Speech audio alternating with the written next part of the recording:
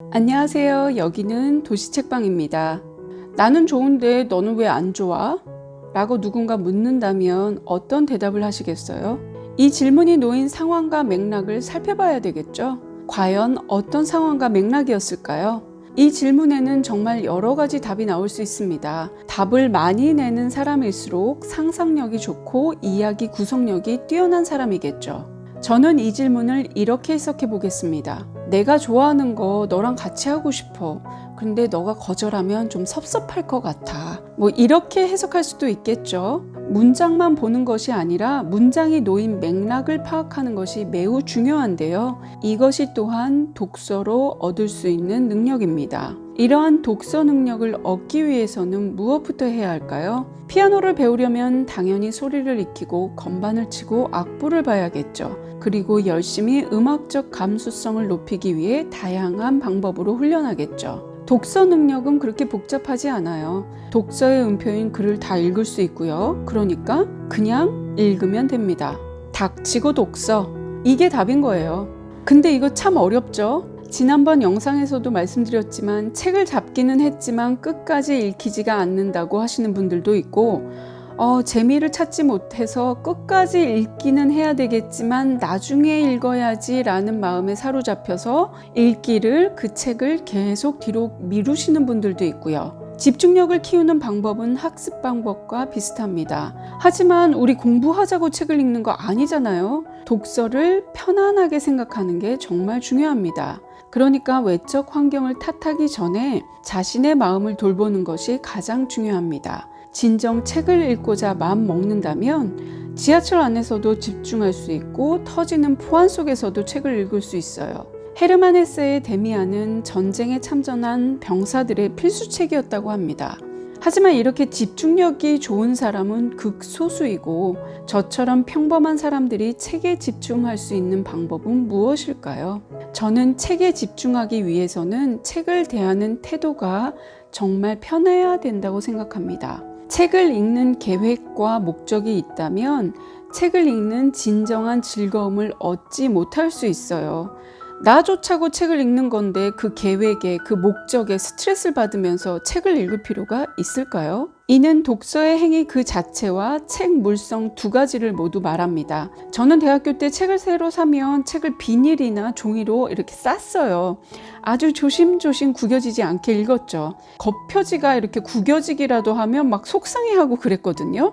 그리고 나서 나중에 제가 깨달은 게 내가 책 내용보다 어떤 책의 물성을 더 좋아하는 건 아닐까라는 생각을 했어요. 그래서 그 습관을 버려버렸죠. 저는 책을 읽을 때 밑줄도 긋고 포스트잇도 붙이고 여백에 메모도 많이 합니다. 마치 교과서처럼 말이죠. 이 책에서 내가 얻어가는 것은 종이가 아닌 책에 담긴 내용입니다.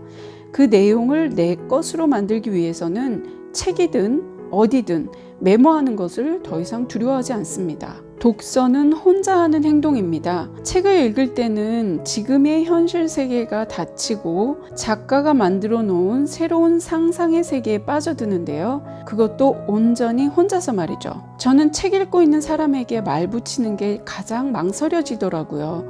그렇게 집중한 모습이 참으로 멋있어요. 제가 책을 좋아해서 책 읽는 모습이 좋다기보다는 뭔가 어딘가에 집중한 모습 정말 멋있지 않나요? 독서는 이렇게 단독으로 저자와의 만남을 갖는 일인데요. 그래서 혼자 하는 걸 어려워하시는 분들은 독서가 어려울 수도 있어요. 이런 성향의 분들에게는 독서를 함께 하는 모임을 추천합니다. 요즘 독서 모임이 많이 활성화되고 있고 책을 주제로 여러 동호회가 생기고 있는데요. 이런 모임에는 책을 읽고 가서 책에 대해서 이야기하거나 아니면 함께 모여 정말 책만 읽다가 오기도 합니다. 모임이 좋아서 책을 읽든 책이 좋아서 모임에 나가든 어쨌거나 이런 모임을 하게 되면 책을 읽게 되죠. 책을 읽는 습관이 들면 사실 어디에서든 책을 읽을 수 있기 때문에 처음 습관을 들이기만 한다면 이런 방법도 나쁘지 않습니다. 이제는 독서법에 대해서 이야기해 볼게요. 저는 독서법에 대해서 이것이 좋다, 나쁘다라고 말하지 않습니다. 각자의 스타일이 있고 각자가 행복하고 편안하게 책의 내용을 얻어내는 것이 중요하기 때문에 그 방법은 그다지 중요하지 않다고 생각해요. 아까 말씀드렸듯이 책을 읽는 방법보다는 집중하는 것이 훨씬 더 중요하죠. 이런저런 방법 다 해보세요. 그러면서 자신만의 독서법을 만들어가는 것이 중요합니다. 책을 여러 권을 동시에 읽는 방법과 책을 한 권씩 읽는 방법이 있습니다. 책을 빠르게 읽기도 하고요. 천천히 문장 하나하나를 음미하면서 읽기도 하고요. 그리고 책을 한 번 보고 나면 다시는 안 보고 다음 책으로 넘어가는 사람도 있고요. 같은 책을 여러 번 읽는 사람도 있습니다. 다시 읽으면서 메모하고 요약하고 또는 필사를 하기도 하지요. 저는 책 읽는 방식은 사실 책의 종류에 따라 선택하면 된다고 생각합니다.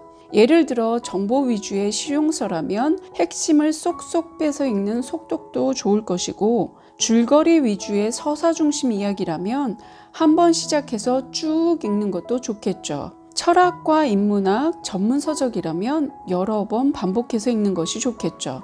그렇다면 과연 어떤 책부터 읽어야 할까요? 많은 분들이 고전과 인문학 서적을 추천하는데요. 사실 고전과 인문학은 초보 독서자들에게 살짝 시작하기 부담스러울 수도 있어요. 저는 가장 좋은 책은 지금 당장 필요한 책이라고 생각합니다. 내가 필요해서 무엇인가를 얻을 수 있는 책이 가장 좋은 책이에요. 자녀로 고민이 많은 분들에게는 육아와 교육 실용서가 도움이 되고, 재테크에 관심이 많은 분들은 부자 되는 법이라는 좀 당기는 제목에 이끌려 가셔도 되고요. 인문적 소양을 넓히고 싶다면 인문서를 읽으면 되겠죠. 삶에 지쳐서 위로를 받고 싶다면 에세이를, 천천히 문장 하나하나의 의미를 새겨보고 싶다면 시집을. 그러니까 어떤 책부터 고민하지 마시고 지금 나의 상태가 어떤지 보고 거기에 따라 책을 고르면 그 책이 가장 읽기 좋은 책이 됩니다.